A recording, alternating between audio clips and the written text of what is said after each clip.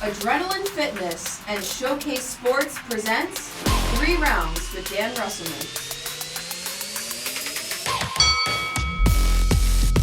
Welcome to 3 Rounds with Dan Russelman. Our guest this week is LT Struble. He's a Hamilton High School graduate.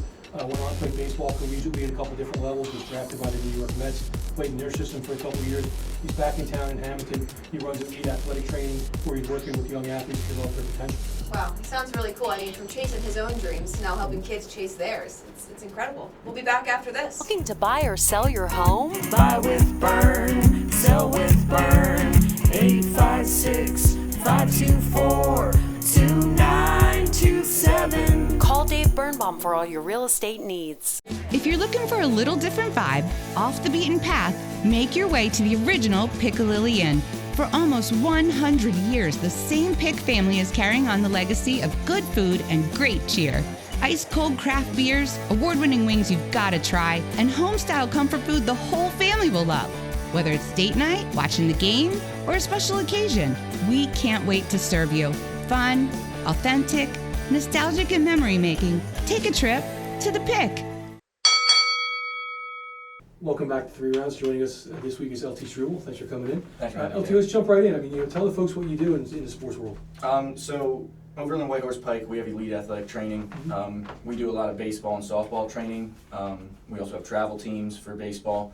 So we're just trying to build baseball and softball up in the town. We have a gym in the back as well where we train those same athletes, but we also train multiple athletes. We have people that rent from us that will train soccer players, football, basketball, the whole thing. I mean, when you talk about training, the mental versus the physical, I mean, what's the percentage breakdown, when you're working with kids? I think it depends on the kid. What we see with a lot of kids, especially from Hamilton, certain age groups lack a lot of confidence. So it's building up the skill, and even if sometimes they're not getting better with their skills, sometimes them just thinking that they got better is more important than them actually changing the skill, if that makes sense. Yeah, absolutely. I get it. I mean, and is it tough to motivate the kids? I mean, I think that trend's getting a little worse in sports. I mean, some kids just, you need to push them a little bit. Yeah, I mean, growing up, if a coach told us we had sprints, we sprinted. I don't know. It's tough sometimes, we give the kids like a punishment of sprinting or, the conditioning of sprinting, and they kind of just jog around. So it's finding a way, like each kid is a little bit different. You need to motivate, Johnny different than Zach. It's just how it is. Like I said, everybody's wired a little bit differently. So, I mean, and I guess but I mean, physically, I guess the kids, it's a little easier to try and coach them that way sometimes. Yeah, especially like you're saying, physically, like there's so many ways to train people now, especially with video technology. Just being able to show somebody what they were doing is obviously a very huge part of training. We have simulators and stuff that show you all the metrics. People are always into the metrics, and if you're watching Garrett Cole pitch last night, it's 98 with the horizontal break, the vertical break, whatever it is. We could kind of show the kids that now. At 12 years old, is it mattering? Not necessarily, but it's cool for them. It gives them something to kind of strive for rather than just throwing a ball. Is it something you have to teach them, like how to watch the video? For sure. I always said that like some people can't even look at their own swing and tell what's wrong, like you have to point it out.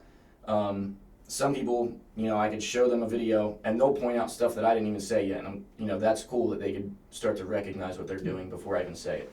And for an athlete to succeed, I mean, what do you think the most important factor is? I think it's a couple different things, but like I was talking about earlier, confidence is huge. Even people that think they're better than they are, naturally they'll do a little bit better than somebody that doesn't think. If I think I'm going to get a hit, I have a better chance of getting a hit than if I have that self-doubt. But just that and the ability to work hard and persevere through some struggles, I think, is the most important thing. I mean, do you think that you, having played at a high level, helps you train the younger kids? Yeah, for those that really are striving to reach, an end goal, of whatever, major league player, college, high school, whatever, I could kind of give them experiences. I kind of went through it all.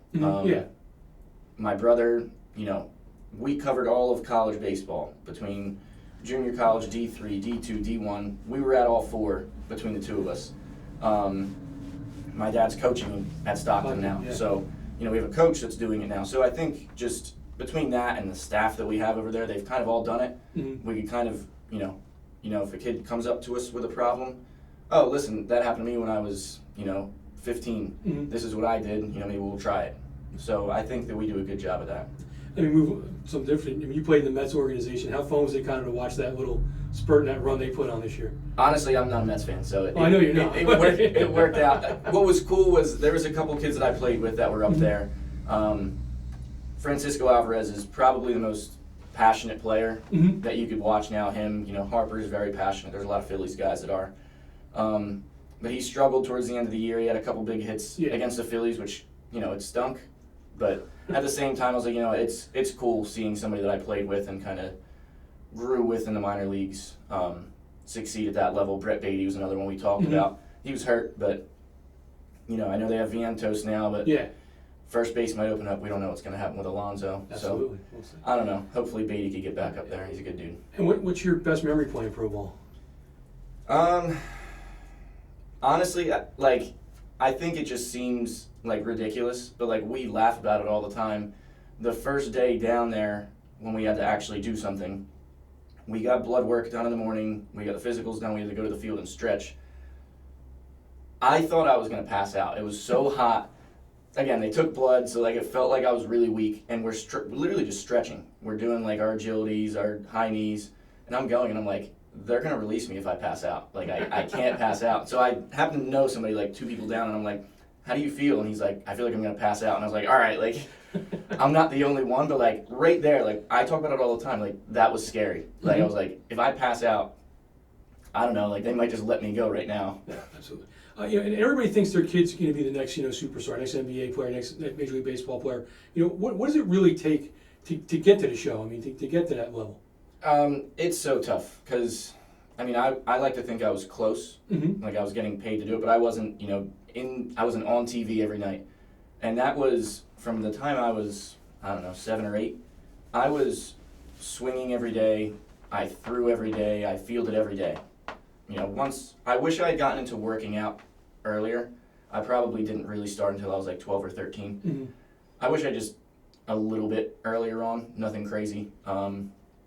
But I think just them understanding that it is such a grind. You can't just go to your team practice and think that that's going to be enough. It just doesn't work. Again, some kids will be better just because they're more talented, but the kid that works hard every single day, if you do that, again, obviously you have some off days, but the whole year, right, for many years in a row, that's where it starts to pay off. Those are the ones that make it. Yeah, I was good when I was younger, but I wasn't great Mm-hmm. Yeah. until, my dad always said, it's not about Little League, it's about high school. Mm-hmm. So once we kind of bought into that, once I got to college, I started getting bigger and stronger, and then from there is when it started to blossom. Yeah. I mean, you could have lived anywhere. I mean, why come back to Hamilton? I love it here, honestly. I know people have their complaints, everybody knows each other, everybody's in everybody's business. I don't know, I love it. My family's here for the most part. I like the food, I like the town. It's getting a little bit too populated now for me. Oh. I'm more of a small town person, but that is good for businesses and stuff, Mm-hmm. so it's good for me. I like it. I just, I'm more of a quiet person. I don't like to do too much, so. And last thing, we talked a little about food. I mean, Thanksgiving's coming up. All right. What's the go-to side dish in the Struble house? So my mom, some people know, makes this mac and cheese. It's more cheese than mac, Yes. but it's probably my favorite food out of anything. So I force her to make it pretty much at any family function. That's an option. And she usually has to make extra because I complain that I can't take that much because everybody else needs it. So I would say probably my mom's mac and cheese. Now it's time for 2 elite athletes to compete, maybe 1.5. Considering your experience, we've come up with a challenge to kind of maybe try and balance the scales. We'll do that when we come back.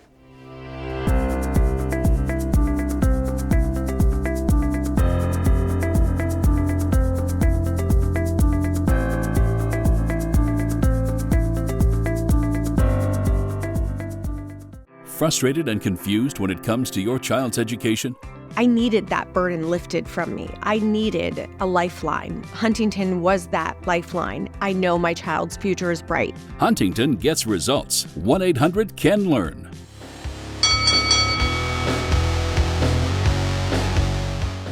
We're back at Gazette Stadium, and these guys are going head-to-head in a softball toss. You ready? Yep. Let's do it.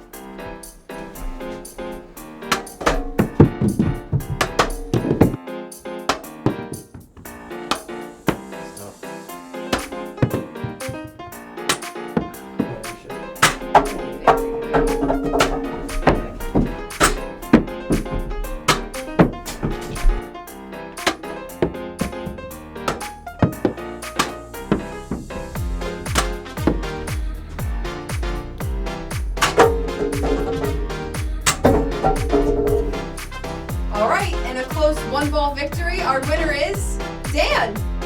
That's it for 3 rounds with Dan Russman. Thanks for watching. We'll catch you next time. I don't know. I think the game was rigged a little bit. It was But rigged. maybe you're just a better athlete. I don't know. I doubt that. Seriously doubt that.